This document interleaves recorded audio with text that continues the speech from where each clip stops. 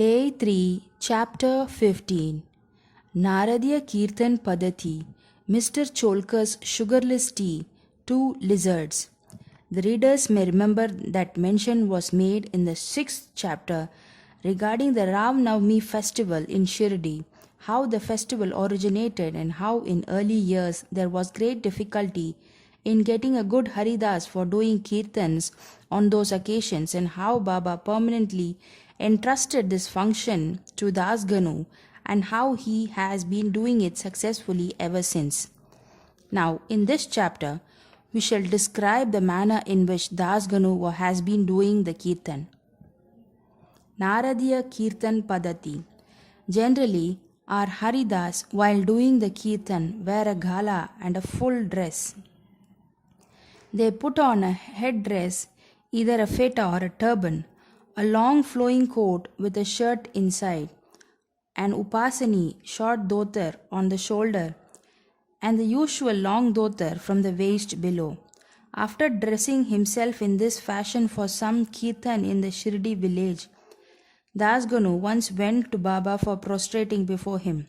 Baba asked him, "Well, bridegroom, where are you going dressed so beautifully like this?"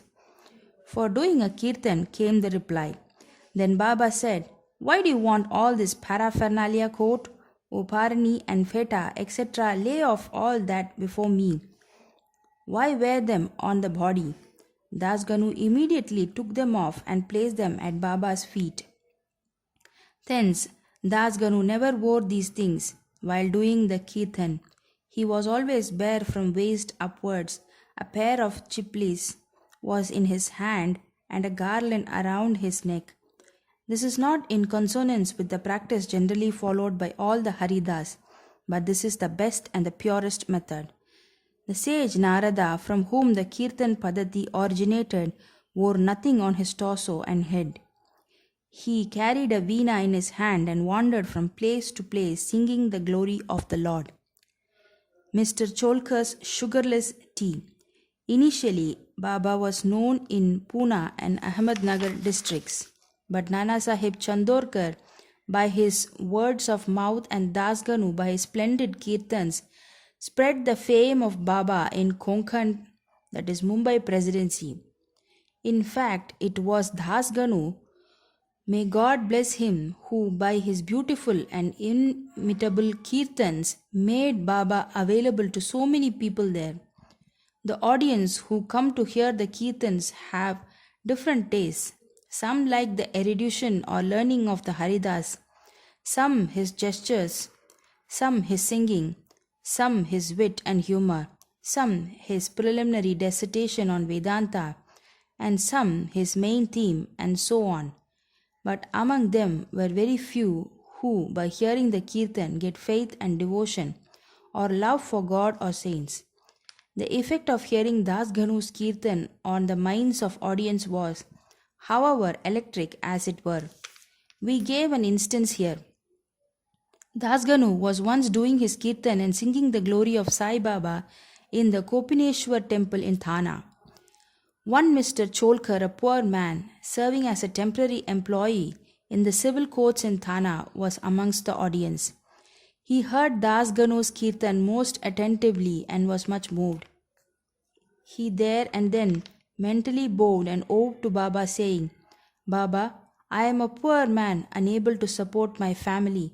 If by your grace I pass the departmental exam and get a permanent post, I shall go to Shirdi, fall at your feet and distribute sugar candy in your name." As luck would have it, Mr. Cholker did pass the examination and get the permanent post, and now it remained for him to fulfill his vow. The sooner the better. Mr. Cholker was a poor man with a large family to support, and he could not afford to pay the expenses of a Shirdi trip. As is well said, one can easily cross over Nane Ghat in Thana district or even the Sahyadri range, but it is very difficult for a poor man to cross Umbar Ghat, that is the threshold of his house. As Mr. Cholker was anxious to fulfill his vow as early as possible, he resolved to cut down his expenses and save money. He determined not to use sugar in his diet and began to take his tea without it. After he was able to save some money in this way, he came to Shirdi, took Baba's darshan, fell at his feet, offered a coconut, distributed it with a clean conscience along with sugar candy, as per his vow, and said to Baba that he was much pleased with his darshan and that his desires were fulfilled that day. Mr. Cholkar in the masjid with his host Bapu Sahib Jog, when the host and the guest both got up and were about to leave the masjid, Baba spoke to Jog as follows: "Give him, your guest, cup of tea fully saturated with sugar." Hearing these significant words, Mr. Cholkar was much moved. He was wonderstruck. His eyes were bedewed with tears and he fell at Baba's feet again. Mr. Jog was also curious about this direction. Baba wanted by his word to create faith and devotion in Cholkar's mind. He hinted as it were that he got the sugar candy as per his vow and that he knew fully well his secret determination not to use sugar in his diet. Baba meant to say, "If you spread your palms with devotion before me, I am immediately with you day and night. Though I am here physically, still I know what you do beyond the 7 seas. Go wherever you wish over the wide world, I am with you. My abode is in your heart and I am within you. Always worship me, who is seated in your heart as well as in the hearts of all beings. Blessed and fortunate indeed is he who knows me thus." What a beautiful and important lesson Baba had thus imparted to Mr. Cholkar. Two lizards. Now we close this chapter with the story of two lizards. Once Baba was sitting in the masjid. A devotee sat in front of him when a lizard tick-ticked. Out of curiosity, the devotee asked Baba whether this tick-ticking of the lizard signified anything good or was it a bad omen. Baba said that the lizard was overjoyed as a sister from Aurangabad was coming to see her. The devotee sat silent, not making out the meaning of Baba's words. Immediately, a gentleman from Aurangabad came on horseback to see Baba. He wanted to proceed further, but his horse would not go as it was hungry and wanted grams. He took out a bag of grams from his shoulder to bring grains and dashed it on the ground to remove dirt. A lizard came out therefrom and in the presence of all climbed up the wall. Baba asked the questioner devotee to mark her well. She at once went strutting to her sister. Both sisters met each other after a long time, kissed and embraced each other, whirled around and danced with love. Where is Shirdi and where is Aurangabad for the lizard? How should the man on horseback come from there, Aurangabad, with the lizard? And how should Baba make the prophecy of meeting of the two sisters? All this is really very wonderful and proves the omniscience, the all-knowing nature of Baba. Postscript. He who respectfully reads this chapter or studies it daily will get all his miseries removed by the grace of the Sadguru Sai Baba. Bow to Shri Sai. Peace be to all. End of chapter 15. Chapter 16 and 17. Quick Brahma Gyan. These two chapters relate the story of a rich gentleman who wanted Brahma Gyan quickly from Sai Baba. Preliminary. The last chapter described Mr. Cholkar's vow of small offering was completed and accepted. In that story, Sai Baba showed that he would accept with appreciation any small thing offered with love and devotion, but if the same thing was offered with pride and haughtiness, he would reject it. Being himself full of Satchit Anand, pure consciousness, bliss, and knowledge, he did not care much for mere outward formalities. But if an offering was made in a modest and humble spirit, the same was welcome and he accepted it with pleasure and avidity. In fact, there is no person more generous and benevolent than a Sadguru like Sai Baba. He cannot be compared to the Chintamani jewel, the Kalpataru or the Kamadhenu. They give us only what we desire, but the Sadguru gives us the most precious thing that is inconceivable and inscrutable. Now let us hear how Sai Baba disposed of a rich man who came to him and implored him to give him Brahmagyan. There was a rich gentleman who was very prosperous in his life. He had amassed a large amount of wealth, houses and lands, and had many servants and dependents. When Baba's fame reached his ears, he said to a friend of his that he was not in want of anything, and so he would go to Shirdi and ask Baba to give him Brahmagyan, which if he got would certainly make him more happy.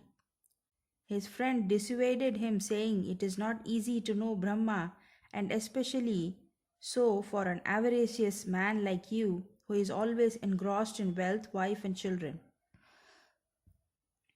Who will, in your quest of Brahmagyan, satisfy you and does not give away even a paisa in charity?"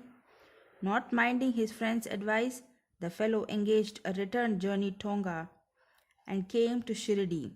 He went to the masjid, saw Sai Baba, fell at his feet and said, "Baba, hearing that you show the Brahma to all who come to you, I too have come here all the way from my distant place. I am much fatigued by the journey, and if I get the Brahma Gyan from you, my troubles will be well paid and rewarded."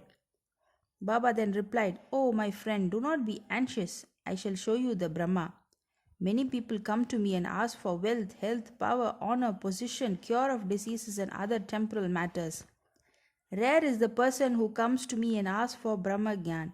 There is no dearth of persons asking for worldly things, but persons interested in spiritual matters are very rare. I think it is a fortune and auspicious moment when persons like you come and ask me for Brahma Gyan. So forthwith I show you with pleasure the Brahma, with all its accompaniments and complexities." Saying this, Baba started to show him the Brahma. He made him sit there and engaged him in some other talk, and thus made him forget his question for the time being. Then he called a boy and told him to go to one Nandu Marwadi and get from him a loan of rupees 5. The boy left and returned immediately, saying that Nandu was absent and his house was locked. Then Baba asked him to go to Bala Grocer and get him the said loan. This time also the boy was unsuccessful. The experiment was repeated again twice or thrice with the same result. Sai Baba was, as we know, the living and moving Brahma incarnate. Then someone may ask, why did he want the paltry sum of 5 rupees? And why did he try hard to get it? Really, he did not want this sum at all. He must have been fully knowing that Nandu and Bala were absent, and he seemed to have adopted this procedure as a test for the seeker of Brahma. That gentleman had a roll or bundle of currency notes in his pocket, and if he was really earnest, he would not have sat quiet and a mere onlooker when Baba was frantically trying to get a paltry sum of rupees 5. He knew that Baba would keep his word and repay the debt, and that the sum wanted was insignificant. Still, he could not make up his mind and advance the sum. Such a man wanted from Baba the greatest thing in the world, namely the Brahma Gyan. Any other man who really loved Baba would have given to him rupees 5 at once instead of being a mere onlooker. It was otherwise with this man. He advanced no money, nor did he sit silent, but began to be impatient as he was in a haste to return and implored Baba, saying, "Oh Baba, please give me the Brahma Gyan soon." Baba replied, "Oh my dear friend, did you not understand all the procedure that I went through sitting in this place for enabling you to see the Brahma? It is in short this: for seeing Brahma, one has to give 5 things, that is, surrender 5 things, namely 5 pranas, vital forces, 5 senses, mind, intellect, and ego. This path of Brahmagyan, of self-realization, is as hard as to tread on the edge of a razor. Sai Baba then began began a rather long discourse on the subject, the purport of which is given below. Qualification of Brahma Gyan or self realization. All persons do not see or realize the Brahma in their lifetime. Certain qualifications are absolutely necessary. Mumukshu or intense desire to get free. He who thinks that he is bound and that he should get free from bondage and works earnestly and resolutely to that end and does not care for any other thing is qualified for the spiritual life. Virakti or a feeling of non-attachment with the things of this world and the next. Unless a man feels disgusted with the things, emoluments and honors which his actions would bring in this world and the next, he has no right to enter into the spiritual realm. Antarmukha, introversion. Our senses have been created by God with a tendency to move outward, and so man always looks outward and not inward. He who wants self-realization in immortal life must turn his gaze inwards and look to his inner self. Catharsis, eliminating all base ideas and emotions. Unless a man has turned away from wickedness and stopped from doing wrong and has entirely composed himself, and unless his mind is at rest, he cannot gain self-realization even by means of knowledge. Right conduct. Unless a man leads a life of truth, penance and insight, a life of celibacy, he cannot get God realization, preferring Shreyas, the good, to the Preyas, the pleasant. There are two sorts of things, namely the good and the pleasant. The former deals with spiritual affairs and the latter with mundane matters. Both these are open to man for acceptance. He has to think and choose one of them. The wise man prefers the good to the pleasant, but the unwise, through greed and attachment, chooses the pleasant. Control of the mind and senses. The body is the chariot and the inner self its master. Intellect is the charioteer and the mind is the reins. The senses are the horse and the sense objects are their paths. He has no understanding and whose mind is unrestrained has his senses unmanageable, like the stray horse of a charioteer does not reach the destination, get self-realization, but goes through the round of births and deaths. But he who has understanding and whose mind is restrained has his senses under control, like the good obedient horse of a charioteer reaches the destination, that is the state of self-realization, whence he is not born again. The man who has understanding as his charioteer and is unable to rein his mind reaches the end of the journey, which is the supreme abode of all pervading Vishnu. Purification of the mind. Unless a man discharges satisfactorily and disinterestedly the duties of his station in life, his mind will be purified, and unless his mind is purified, he cannot get self-realization. It is only in the purified mind that Vivek crops up and leads on to a self-realization.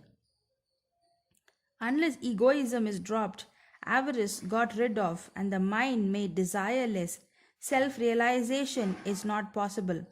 The idea that I am the body is a great delusion and attachment. To this idea is the cause of bondage.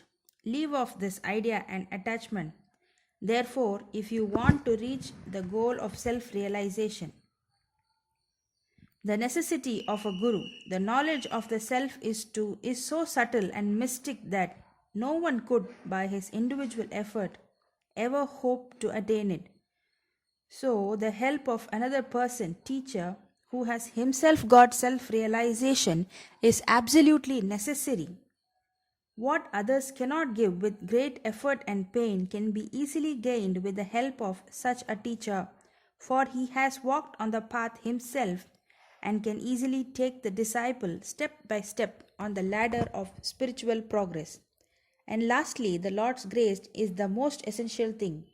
When the Lord is pleased with anybody, he gives him viveka and vairagya and takes him safe beyond the ocean of mundane existence. The self cannot be gained by the study of Vedas, nor by intellect, nor by learning.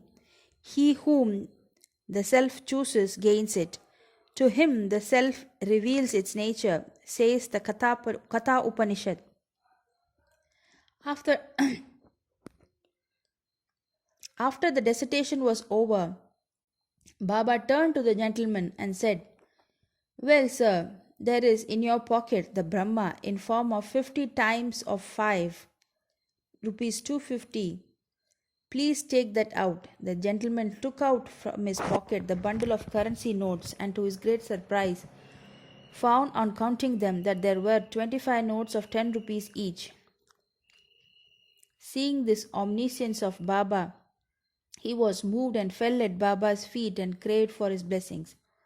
Then Baba said to him, "Roll up your bundle of Brahma, namely currency notes. Unless you completely get rid of your avarice or greed, you will not get the real Brahma. How can he whose mind is engrossed in wealth, progeny, and prosperity expect to know the Brahma without removing his attachment for them? The illusion of attachment or the love for money is a deep, eddy whirlpool of pain, full of crocodiles in the form of conceit and jealousy. He who is desireless can alone cross this whirlpool. Greed and Brahma are asunder as poles, they are eternally opposed to each other. Where there is greed, there is no room for thought or meditation of the Brahma. Then how can a greedy man get dispassion and salvation? For a greedy man there is no peace, neither contentment or steadiness. If there be even a little trace of greed in mind, all the sadhanas, spiritual endeavors, are of no avail. Even the knowledge of a well read man who is not free from the desire of the fruit or reward of his actions is futile and can't help him in getting self realization. The teachings of a guru are no use to a man who is full of egoism and who always thinks about the sense objects. Purification of mind is absolutely necessary. Without it, our spiritual endeavors are nothing but useless show and pomp. It is therefore better for one to take only what he can digest and assimilate.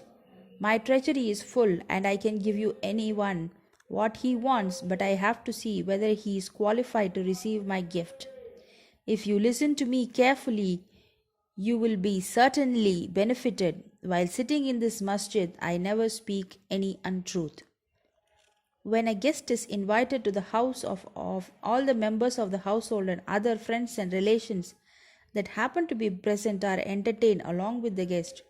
So all those that were present in the masjid at that time could partake of the spiritual feast that was served by Baba for the rich gentleman. After getting Baba's blessings, one and all, including the gentleman, left the place quite happy and contented. There are many saints who, leaving their houses, stay in forests, caves, or hermitages and in solitude in order to get liberation or salvation for themselves. They do not care for other people and are always self absorbed. Sai Baba was not of such a type. He had no home, no wife, no progeny, nor any relations near or distant.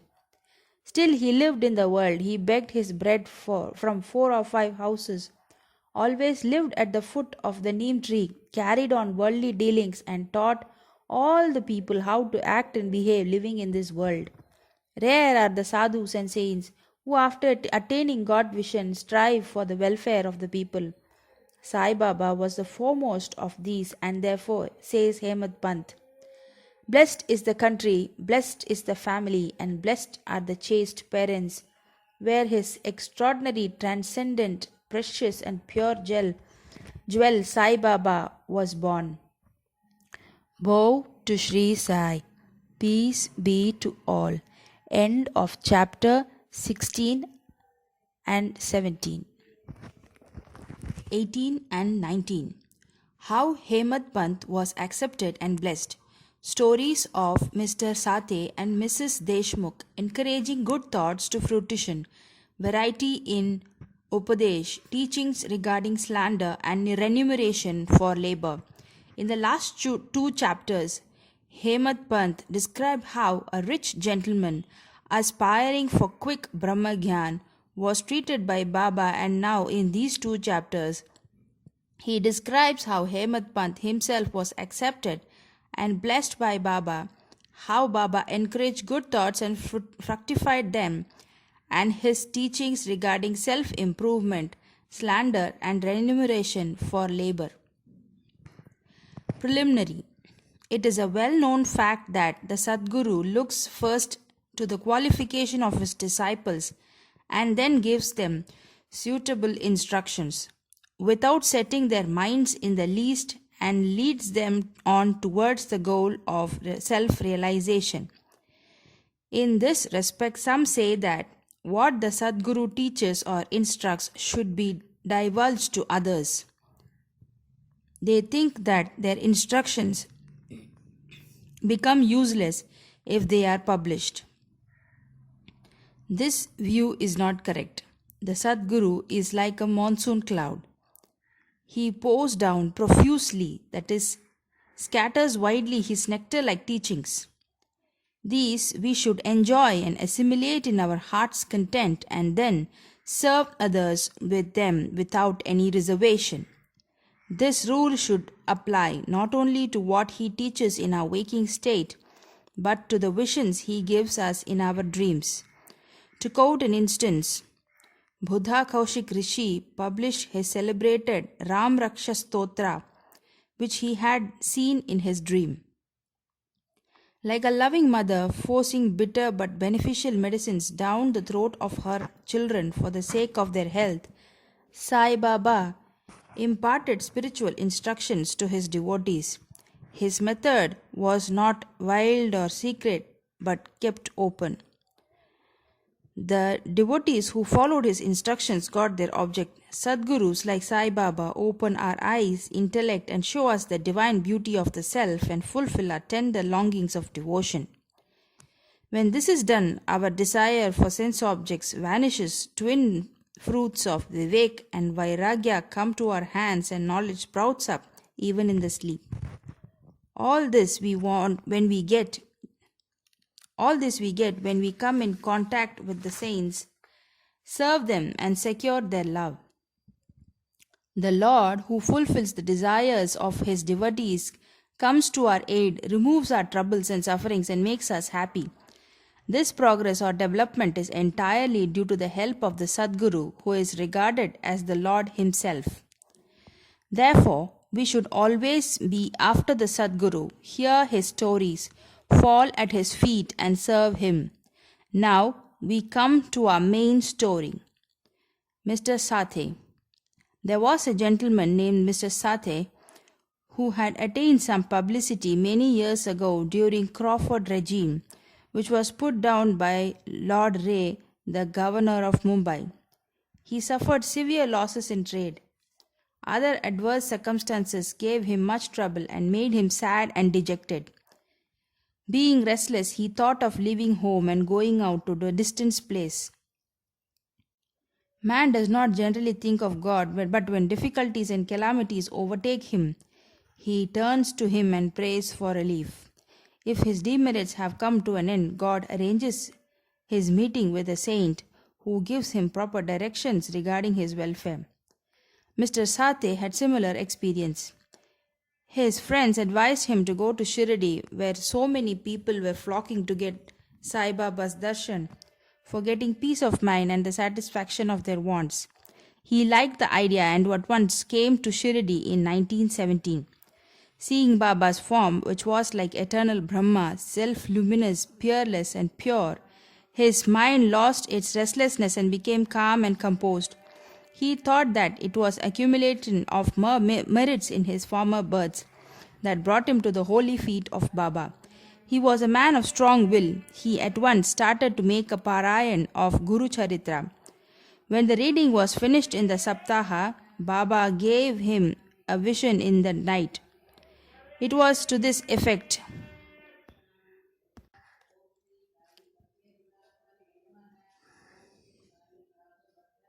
It was to this effect Baba, with Guru Charitra in his hand, was explaining its contents to Mr. Sate, who was sitting in front and listening carefully. When he woke up, he remembered the dream and felt very happy. He thought that it was extremely kind of Baba, who awakens souls like this, that are snoring in ignorance, and makes them taste the nectar of Guru Charitra. Next day, he informed Kaka Sahib Dikshit of his vision and requested him to consult Baba regarding its meaning or significance, whether one Saptaha reading was sufficient or whether he should begin again. Kaka Sahib Dikshit, when got a suitable opportunity, asked Baba, Deva, what did you suggest to Mr. Sateba his vision, whether he should stop or continue the Saptaha? He is a simple devotee, his desire should be fulfilled. Then Baba replied, he should make one more Saptaha of the book. If the work be studied carefully, the devotee will become pure and will be benefited. The Lord will be pleased and will rescue him from the bondage of the mundane existence. At this time, Hemad Pant was there. He was shampooing Baba's legs. When he heard Baba's word, he thought in his mind, what, Mr. Sate read for a week only and got a reward? I am reading it for 40 years with no result. His 7 days stay here becomes fruitful, while my 7 years stay goes for nothing. Like a chatak bird, I am ever waiting for the merciful cloud to pour its nectar on me and bless me with his instruction. No sooner did this thought cross his mind, Baba knew it then and there. It was the experience of the Bhaktas that Baba understood all their thoughts, and he suppressed the evil thoughts and encouraged the good ones. Reading Hemad Pant's mind, Baba at once asked him to get up and go to Shama, get him rupees 15 as dakshina, sit and chit-chat with him for a while and then return. Mercy dawned in Baba's mind, so he issued this order. And who could disobey Baba's order? Hemad Pant immediately left the masjid and came to Shama's house. He had just bathed and was wearing a dhotar. He came out and asked Hemad Pant, how is it that you are here now? It seems that you have come from the masjid. Why do you look restless and dejected? Why are you alone? Please sit and rest. While I have do my worship and return, in the meanwhile, you please take pan beda. Let us then have a pleasant chat. After saying this, he went inside and Hemad Pant sat alone in the veranda. He saw in the window a well-known Marathi book named Nath Bhagavat. This is a commentary by the saint Eknath on the 11th skanda of the bigger Sanskrit work, the Bhagavat. At the suggestion or recommendation of Baba, Messrs. Bapu Sahib Jog and Kaka Sahib Dikshit read Bhagavad Gita daily with its Marathi commentary named Bhavartha Deepika or Dhyaneshwari, a dialogue between Krishna and his friend devotee Arjun, and Nath Bhagavat, a dialogue between Krishna and his servant devotee Uddhav, and also Eknath's other big works, namely Bhavartha Ramayan. When devotees came to Baba and asked him certain questions, he sometimes answered them in part and asked them to go and listen to the readings of the above mentioned works, which are the main treatises of Bhagavat Dharma. When the devotee went and listened, they got full and satisfactory replies to their questions.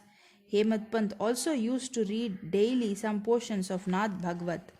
That day he did not complete the daily portion of his reading, but had left it unfinished in order to accompany certain devotees who were going to the masjid. When he took up the book from Shama's window and casually opened it, he found to his surprise that the unfinished portion opened up. He thought that Baba sent him very kindly to Shama's house for enabling him to complete his daily reading. So he went through the unfinished portion and completed it. As soon as this was over, Shama, after doing his worship, came out and the following conversation took place between them.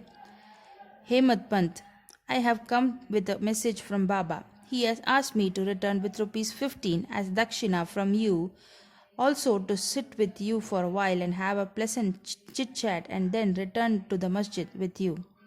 Shama with surprise, I have no money to give. Take my 15 namaskars, prostrations in lieu of rupees as dakshina to Baba. Hemad Pant. All right, your namaskars are accepted. Now let us have some chit chat. Tell me some stories and leelas of Baba which will destroy our sins. Shama. Then sit here for a while. Wonderful is the leela of this god Baba. You know it already.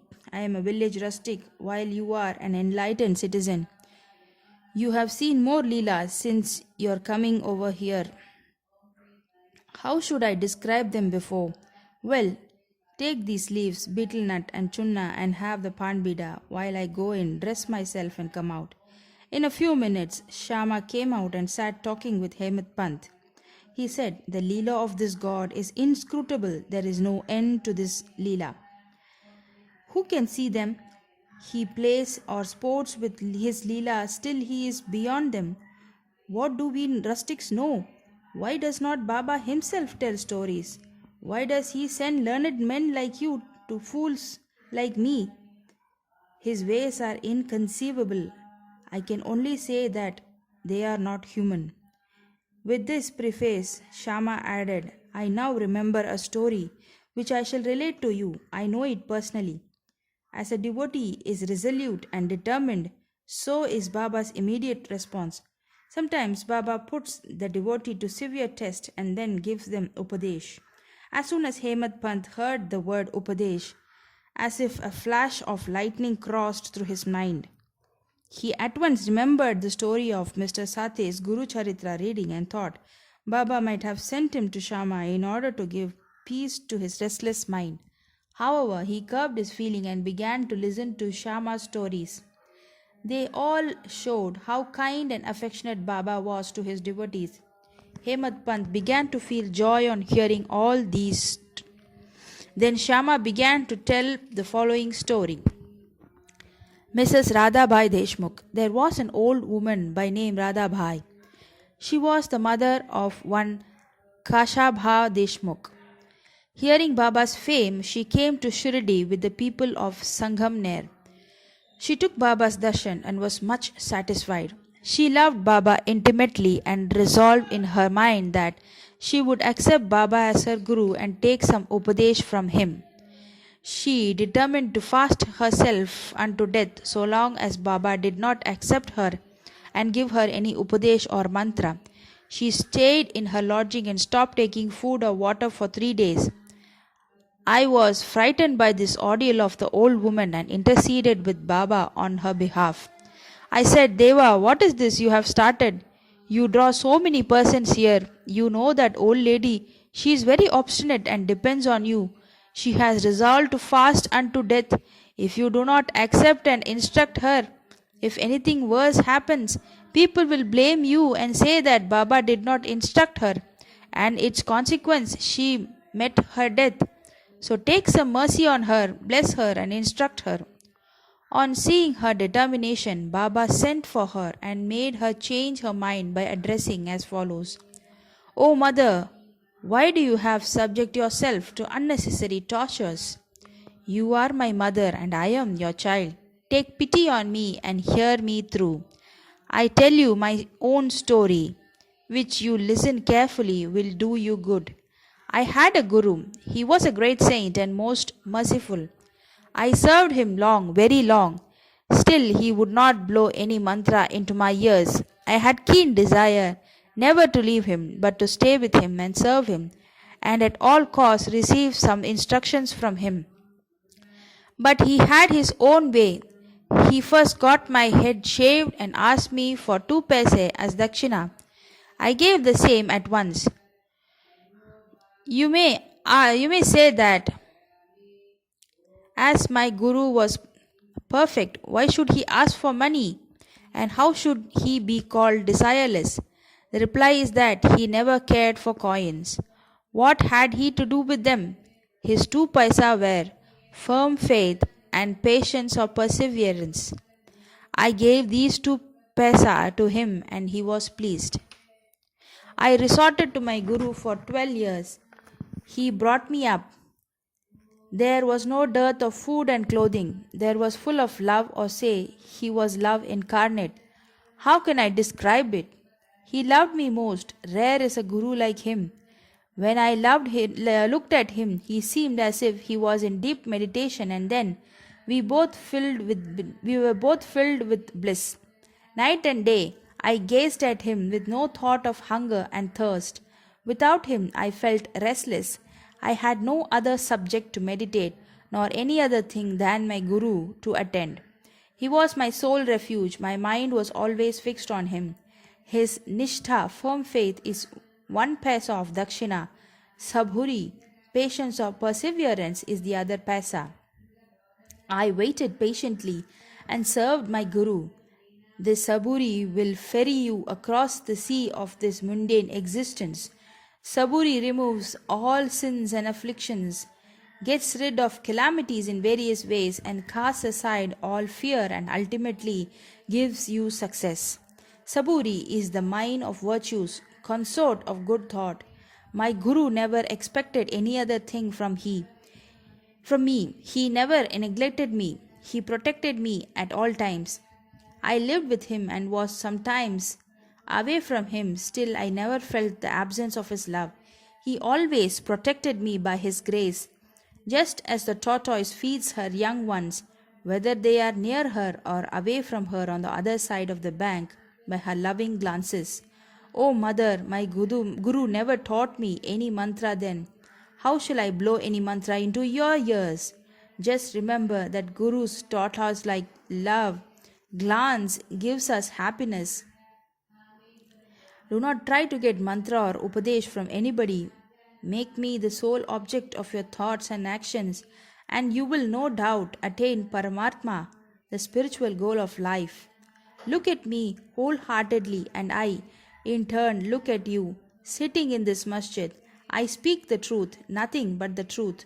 No sadhana or proficiency in the 6 Shastras is necessary.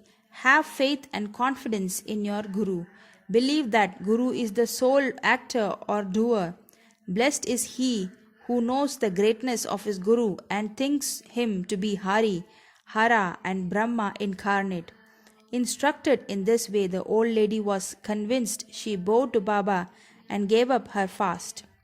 Hearing this story carefully and attentively, and marking its significance and appropriateness, Hemad Pant was most agreeably surprised. On seeing this wonderful Leela of Baba, he was moved from top to toe. He was overflowing with joy, his throat was choked, and he was not able to utter a single word. Shama, on seeing him in this condition, asked him, "What is the matter with you? Why are you silent?" How innumerable Leelas of Baba shall I describe? Just at this time, the bell in the masjid began to ring, proclaiming that the noon worship and Arati ceremony had begun. Therefore, Shama and Hemad Pant hurried to the masjid. Bapu Sahib Jog had just started the worship. Women were up in the masjid and men were standing below in the open courtyard, and they were all singing the Arti in chorus to the accompaniment of drums. Shama went up, pulling Hemad Pant with him. He sat to the right and Hemad Pant in front of Baba. On seeing them, Baba asked Hemad Pant to give the dakshina brought from Shama. He replied that Shama gave namaskars in lieu of rupees and that he was there in person. Baba said, "All right, now let me know whether you both had a chit-chat, and if so, tell me all that you talked about." Not minding the sounds of the bell, the drums and the chorus songs, Hemad Pant was eager to tell what they had talked and started to narrate it. Baba was also anxious to hear and had talked and started and so he left the bolster and leaned forward. Hemad Pant said, "All that they talked about was very pleasant, especially the story of the old lady was most wonderful, and that on hearing it he thought that his Leela was explicable, and under the guise of that story he really blessed him." Baba then said, "Wonderful is the story.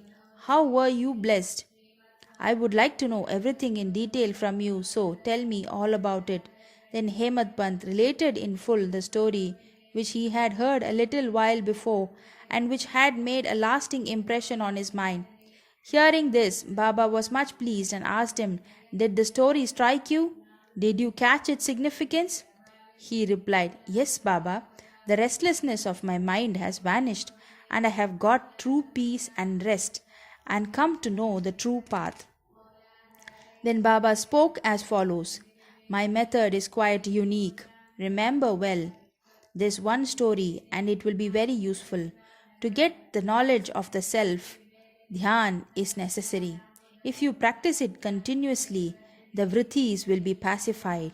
Being quite desireless, you should meditate on God, who is in all the creatures. When the mind is concentrated, the goal will be achieved. Meditate always on my formless nature, which is knowledge incarnate, consciousness, and bliss.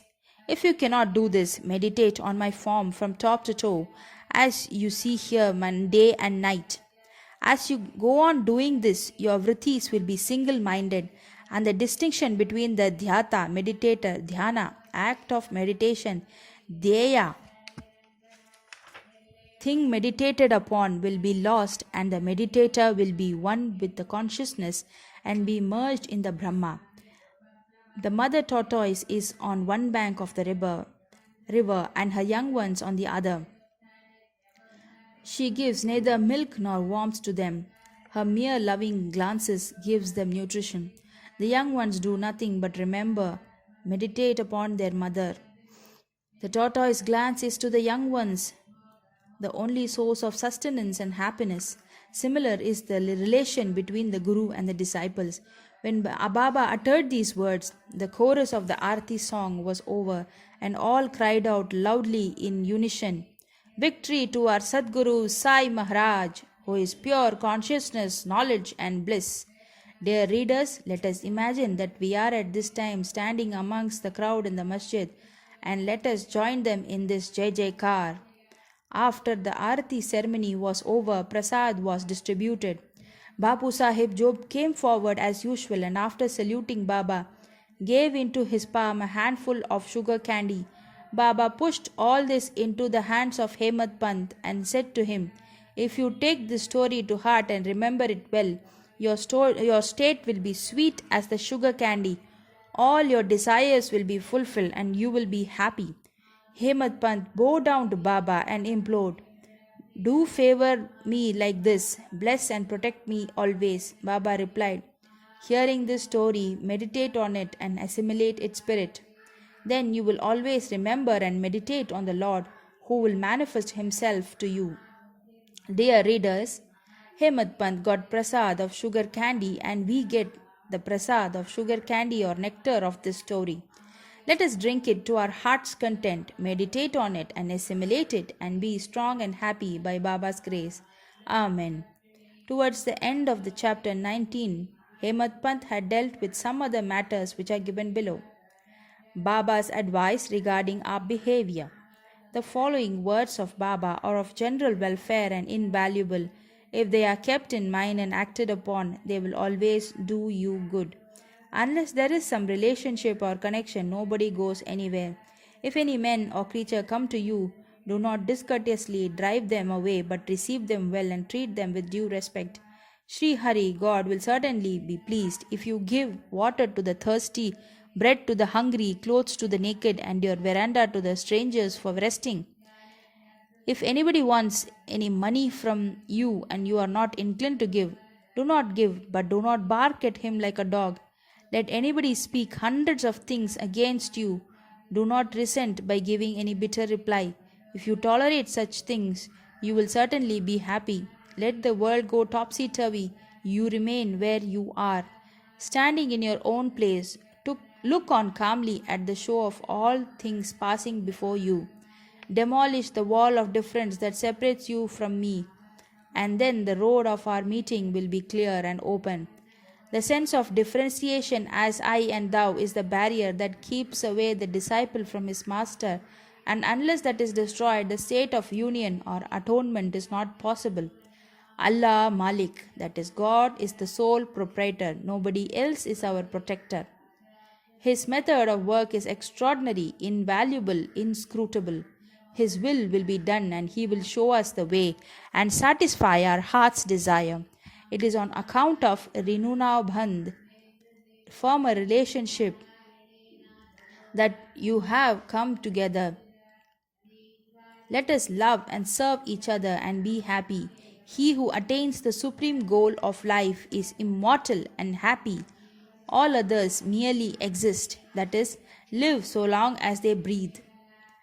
Encouraging good thoughts to fruition. It is interesting to note how Sai Baba encouraged good thoughts. You have to surrender yourself completely to him with love and devotion, and then you will see how he helps you throughout. Some saint has said that when you get a good thought immediately after awakening from sleep, and if you develop the same afterwards during the day, your intellect will be unfolded and your mind will attain calmness. Hemad Pant wanted to try this. On one Wednesday night before going to bed, he thought, tomorrow is Thursday, an auspicious day, and the place, namely Shirdi, is so holy, so let me pass the whole day in remembering and celebrating the Ram Naam, and then he slept off. Next morning, when he got up, he remembered without any effort the name of Ram and was much pleased. He then, after finishing his duties, went to see Baba with flowers. When he left Dikshit Wada and was passing by Bhuti Wada, he heard a beautiful song that was being sung nicely by one Aurangabadkar in the masjid before Baba. The song was Guru Kripanjan Payo Mere Bhai, etc. by Eknath, in which he say that he got collyrium in the form of his Guru's grace, which opened his vision and made him see Ram in and out in sleep, dream, and waking state and everywhere. There were so many songs, but why was this song particularly chosen by Aurangabadkar, a devotee of Baba? Is it not a curious coincidence arranged by Baba to amplify the determination of Hemad Pant to sing unceasingly Ram Naam during the day? All saints agree and lay stress upon the efficacy of uttering Ram's name in fulfilling the ambitions of the Bhaktas and in protecting and saving them from all calamities. Variety in Upadesh, slander condemned. Sai Baba required no special place nor any special time for giving instructions. Whenever any occasion demanded, he gave them freely. Once it happened that a bhakta of Baba reviled someone behind his back before other people. On leaving aside merits, he dwelt on the faults of his brother and so spoke so sarcastically that the hearers were disgusted. Generally, we see that people have a tendency to scandalize others unnecessarily, and this brings on ill feelings. Saints see scandal in another light. They say that there are various ways of cleansing or removing dirt, namely by means of water and soap and etc. But a scandal monger has got a way of his own. He removes the dirt or faults of others by his tongue. So, in a way, he obliges the person whom he reviles, and for this he is to be thanked. Sai Baba had his own method of correcting the scandal monger. He knew by his omniscience what the slanderer had done, and when he met him at noon near the Lendi, Baba pointed out to him a pig that was eating filth from the fence and said to him, "Behold, how with what relish it is gulping filth. Your conduct is similar. You go on revealing your own brethren to your heart's content. After performing many deeds of merit, you are born as a human. And if you act like this, how can Shirdi help you in any way?" Needless to say that the Bhakta took this lesson to the heart and went away. In this way, Baba went on giving instructions whenever necessary. If these are borne in our mind and acted upon, the spiritual goal is not far off. There is a proverb which says, "If there be Hari, he will feed me on my cot." This proverb is only true in respect of food and clothing, but anyone believing this sits idle and does nothing in spiritual matters, he will be ruined. One has to exert himself to his utmost for attaining self-realization. The more he endeavors, the better for him. Baba said that he was omnipresent, transcending land, air, world, light, and heaven, and that he was not localized. To remove the misunderstanding of those who thought that Baba was only his body, 3 cubits and a half in length, he incarnated himself in this form, and in any devotee meditated on him day and night with complete self-surrender, he experienced complete unition with him, like sweetness and sugar, wave and sea, eye and its sight. He who wants to get rid of the cycle of births and deaths should lead a righteous life with his mind calm and composed. He should not speak harshly to anyone as to hurt him. He should always engage himself in good actions, should do his duties, surrender himself, heart and soul to him. He need not then be afraid of anything. He who trusts him entirely, hears and expounds his Leela and does not think of anything else is sure to attain self-realization. Baba asked many to remember his name and to surrender to him, but to those who wanted to know who they were, he advised Shravan and Manan. To some, he advised remembering God's name, to others, hearing his Leelas, to some, worship of his feet, to others, reading and studying Adhyatma Ramayan, Dhyaneshwari, and other sacred scriptures. Some he made sit near his feet, some he sent to Khandoba's temple, and some he advised the repetition of the 1,000 names of Vishnu, and some the study of Chandogya Upanishad and Gita. There was neither any limit nor any restriction to his instructions. He gave in person or by vision and dreams.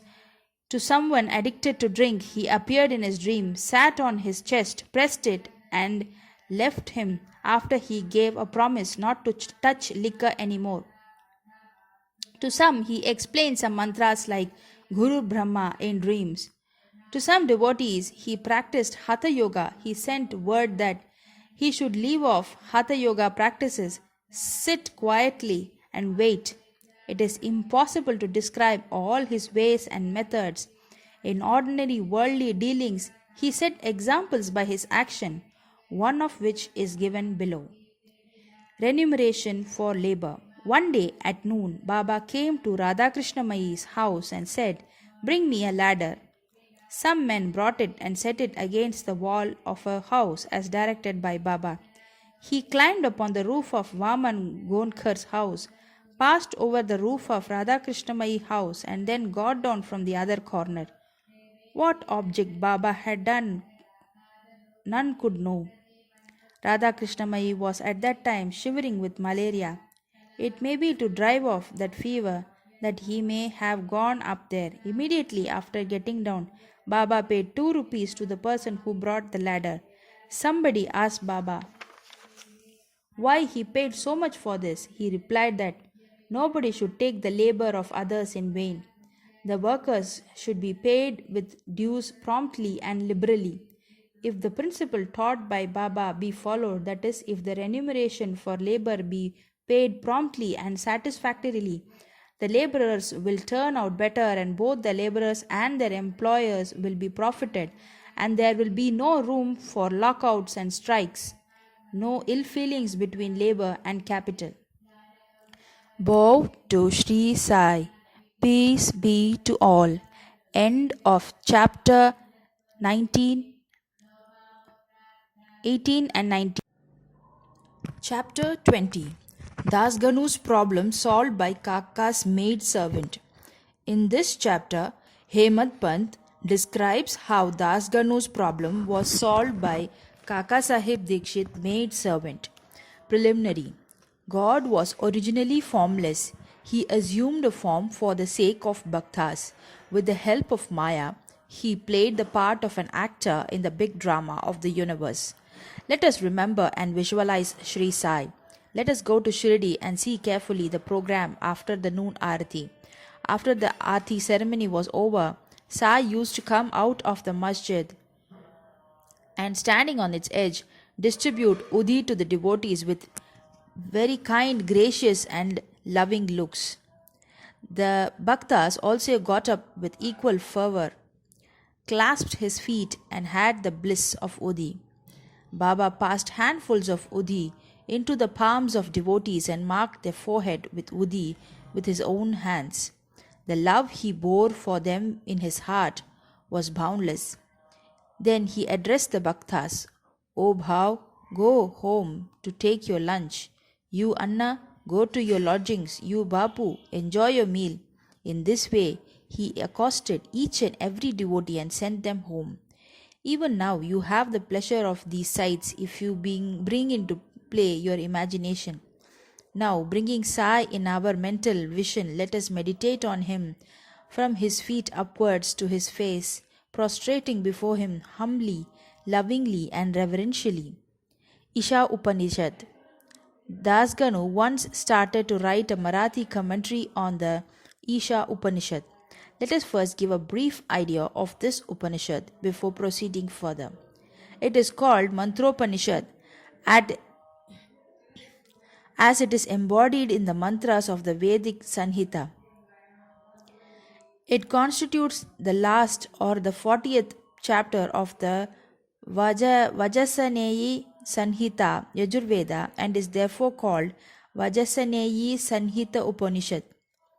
Being embodied in Vedic Sanhitas, this is regarded as superior to all other Upanishads, which are in Brahmanyakas and Aranyakas, explanatory treatises on mantras and rituals.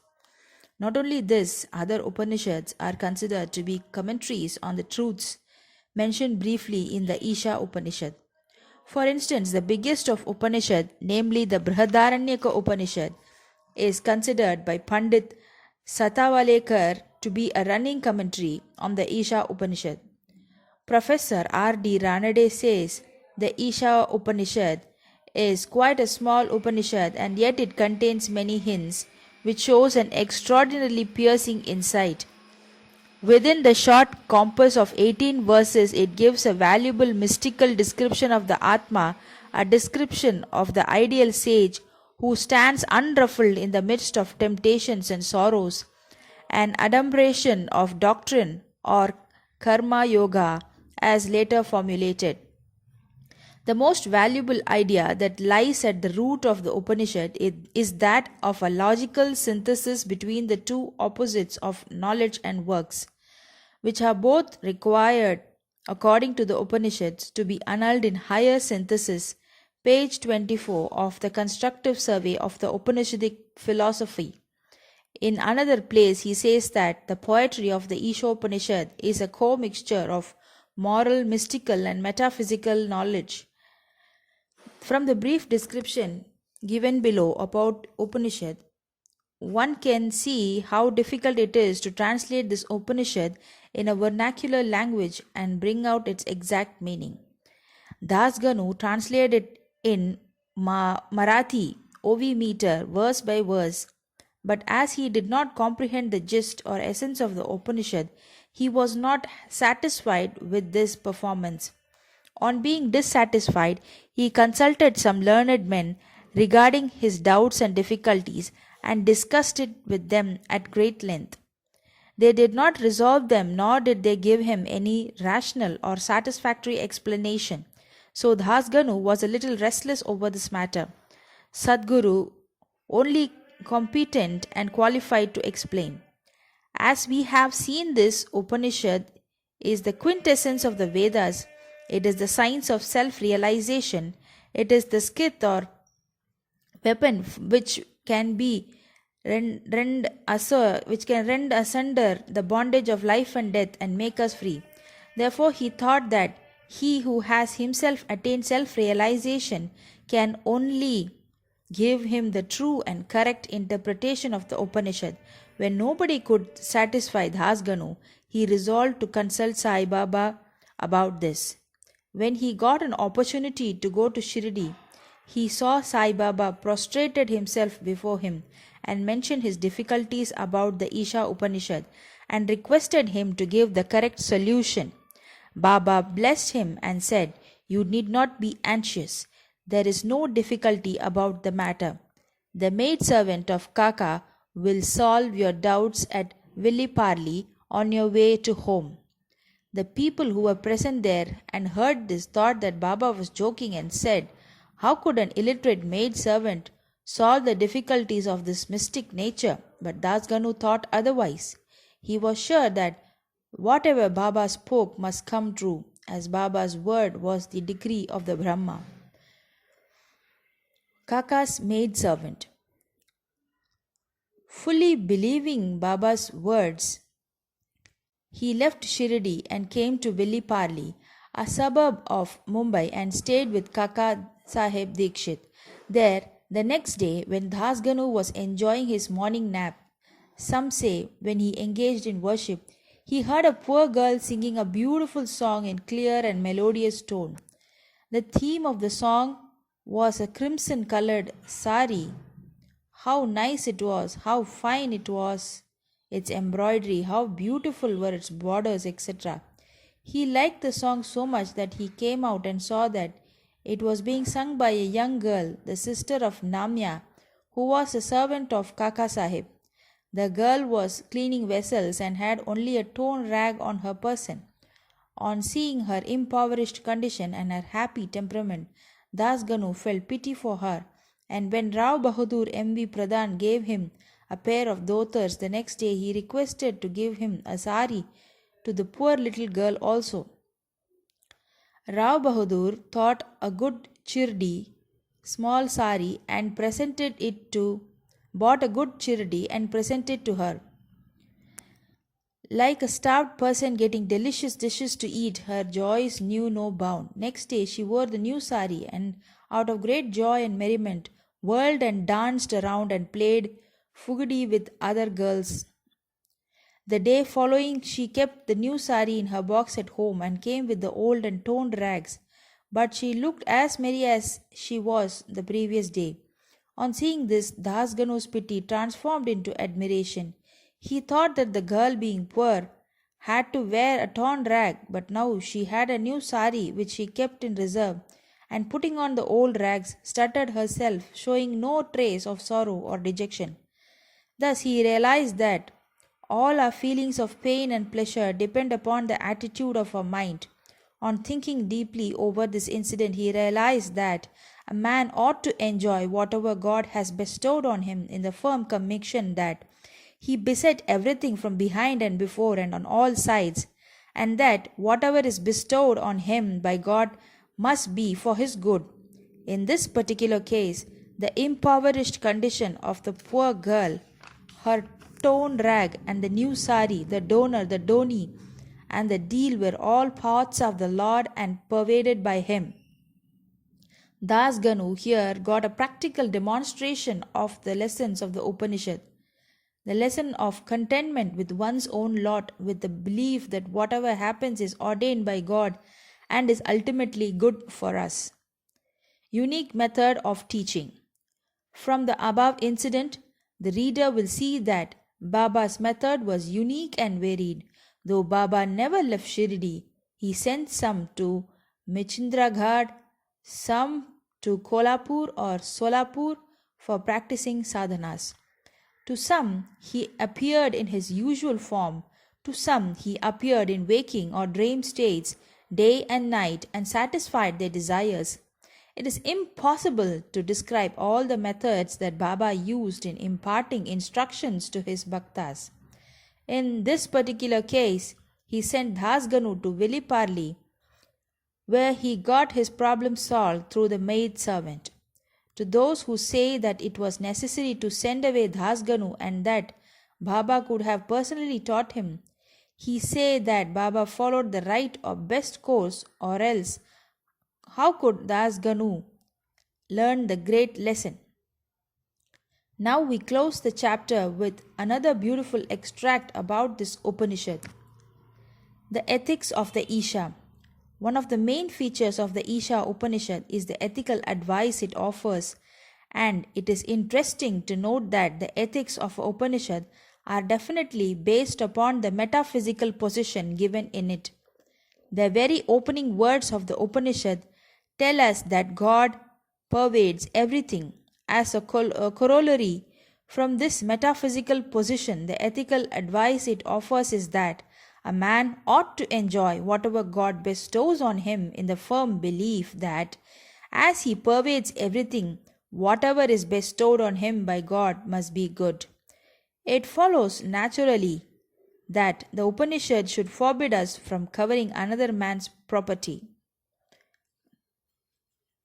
In fact, we are fittingly taught here a lesson of contentment with one's own lot in the belief that whatever happens is divinely ordained and hence it is good for us. Another moral advice is that man must spend his lifetime always in doing action, specifically the karmas enjoined in the Shastras, with resignation to his will.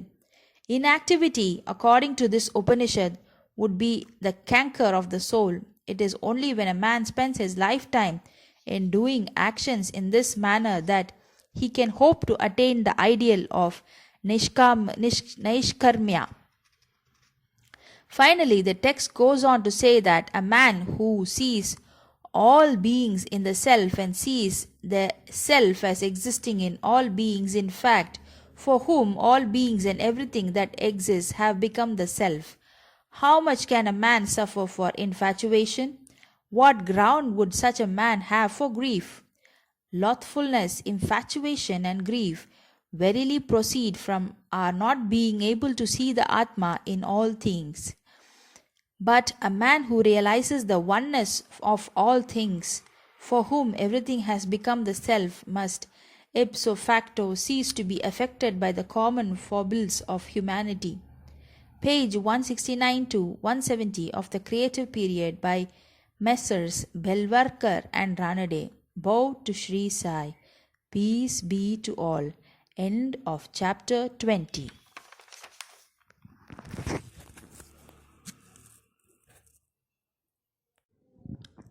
Chapter 21. Stories of V.H. Thakur, Anant Rao Patankar and Pandharpur Pleader. In this chapter, Hemad Pant relates the stories of Vinayak Harishchandra Thakur B.A., Anant Rao Patankar of Pune, and a pleader from Pandharpur. All these stories are very interesting, which, if very carefully read and grasped, will lead the readers on to the spiritual path. Preliminary. It is a general rule that it is our good luck in the form of accumulation of merits of past births that enable us to seek the company of saints and benefit hereby. As an illustration of this rule, Hemad Pant gives his own instance. He was a resident magistrate of Bandra, a suburb of Mumbai, for many years. A famous Mohammedan saint named Pir Maulana was living there, and many Hindus, Parsis, and many others who followed different religions used to go to him and take his darshan. His Mujawar, by name Yunus, pressed Hemad Pant many a times for going to see him, but for some or other reason he was not able to see him. After many years, his turn came, and he was called to Shirdi, where he was permanently enrolled in Sai Baba's Darbar. Unfortunate fellows do not get such contact of the saints. It is only the fortunate ones that get it. Institution of Saints. There have been institutions of saints in this world from time immemorial. Various saints appear, incarnate themselves in various places to carry out the missions allotted to them. But though they work in different places, they are, as it were, one. They work in unison under the common authority of the Almighty Lord, and know fully well what each of them is doing in his place, and supplement his work where necessary. An instance illustrating this was given below. Mr. Thakur, V.H. Thakur B.A., was a clerk in the revenue department, and he once came to a town named Vedgaon near Belgaon, South Mysore country, along with the survey party. There he saw a Canarese saint and bowed before him. The saint was explaining portion from the book Vichar Sagar of Nishchal Das, a standard work on Vedanta, to the audience. When Thakur was taking his leave to go to, he said to him, "You should study this book And if you do so, your desires will be fulfilled, and when you go to the north in the discharge of your duties in future, you will come across a great saint by of your fortune, and then he will show you the future path and give rest to your mind and make you happy. Then he was transferred to Junnar, where he had to go by crossing Nane Ghat. This ghat was very steep and difficult, and no other conveyance other than a buffalo was of use in crossing it. So he had to take a buffalo ride through the ghat, which was much inconvenient to him. Thence he was transferred on promotion to Kalyan, and there he got acquainted with Nana Sahib Chandorkar. He read much about Sai Baba from him. He heard much about from Sai Baba from him and wished to see him. Next day, Nana Sahib had to go to Shirdi, and he asked Thakur to accompany him. He could not go to Shirdi as he had to attend the Thana civil court for his case. So Nana Sahib went alone. Thakur went to Thana, but there the case was postponed. Then he repented for not accompanying Nana Sahib. Still, he left for Shirdi, and when he reached there, he found that Nana Sahib had left the place the previous day. Some of his other friends, whom he met there, took him to Baba. He saw Baba, fell at his feet, and was overjoyed. His eyes were full of tears, and his hair stood on end. Then, after a while, the omniscient Baba said to him, "The path of this place is not so easy as the teachings of the Canary Saint Appa, or even as the buffalo ride in the Nane Ghat. In this spiritual path, you have to put in your best exertion. It is very difficult." When Thakur heard these significant words, which only he knew, he was overwhelmed with joy. He came to know that the words of the Canary Saint had turned true. Then, joining both hands and placing his head on Baba's feet, he prayed that he should be accepted and blessed. Then Baba said, "What Appa told you was all right, but these things have to be practiced and lived. Mere reading won't do. You have to think and carry out what you read, otherwise it is of no use. Mere book learning without the grace of the Guru and self-realization is of no avail." The theoretical portion was read from the book Vichar Sagar by the Thakur, but the practical way was shown to him at Shirdi. Another story given below will bring out this truth more forcibly. Anantrao Patankar. One gentleman from Pune by name Anantrao Patankar wished to see Baba. He came to Shirdi and took Baba's darshan. His eyes were satisfied and he was much pleased. He fell at Baba's feet and after performing worship said to Baba, "I have read a lot, studied Vedas, Vedantas and Upanishads and heard all the Puranas, but still I have not got any peace of mind, so I think all my readings are useless. Simple, ignorant, devout persons are better than myself. Unless the mind becomes calm, all book learnings is of no avail. I have heard from many people that you easily give peace of mind to so many people by mere glance and potent words, so I have come here. Please take pity on me and bless me." Then Baba told him a parable which was as follows. Parable of 9 balls of stool. Navavida Bhakti. One merchant came here. Before him a mare passed her stool. 9 balls of stool. The merchant, intent on his quest, spread the end of his dhotar and gathered all the 9 balls in it, and thus he got concentration, peace of mind.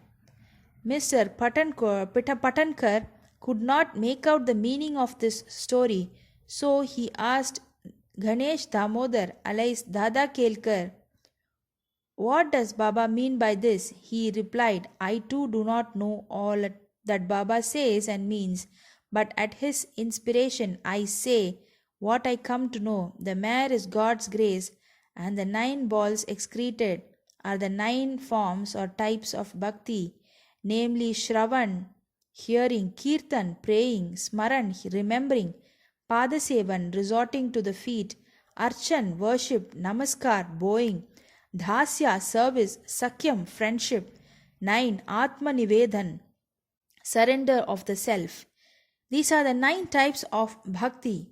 In any of these is faithfully followed, if any of these is faithfully followed, Lord Hari will be pleased and manifest himself in the home of the devotee. All the sadhanas, namely japa, vocal worship, tapa, penance, yoga practice, and studying the scriptures and expounding them are quite useless unless they are accompanied by bhakti, that is, devotion.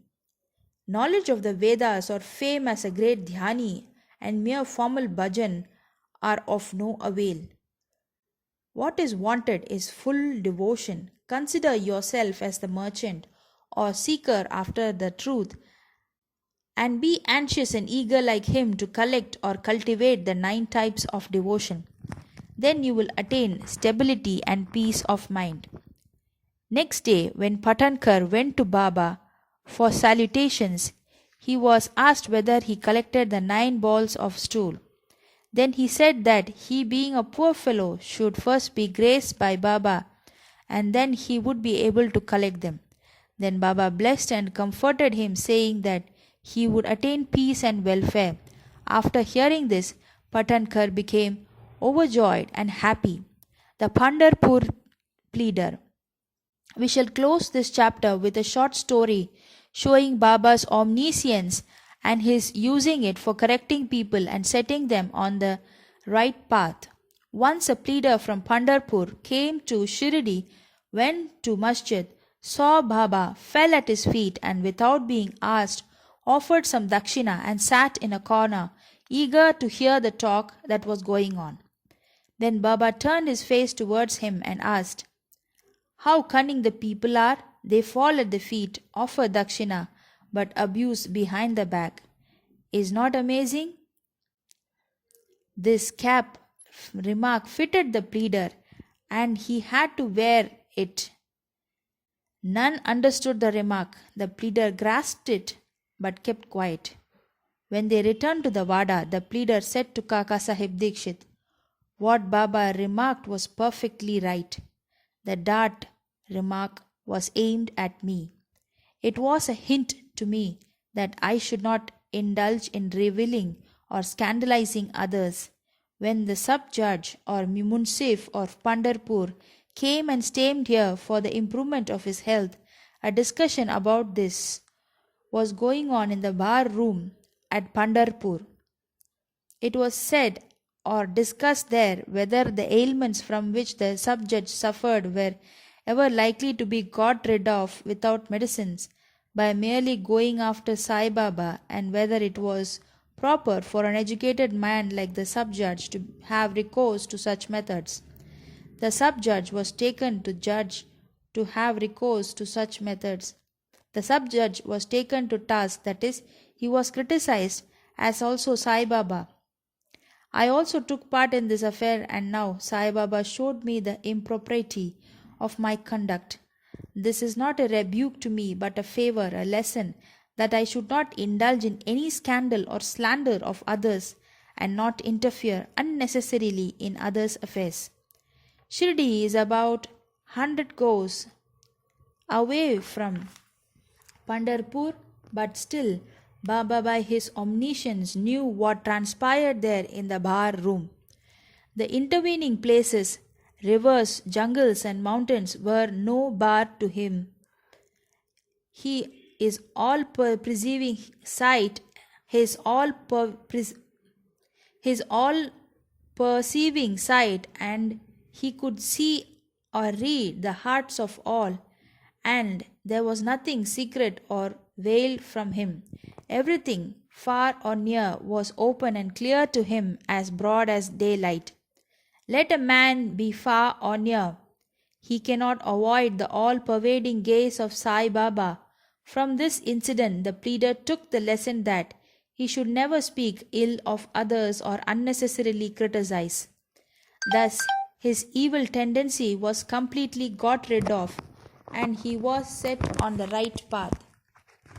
Though the story refers to a pleader, still it is applicable to all. All should therefore take this lesson to heart and benefit thereby. Sai Baba's greatness is unfathomable, so are his wonderful Leelas. His life is also such, for he is Parabrahma, Almighty God incarnate. Bow to Sri Sai. Peace be to all. End of chapter 21.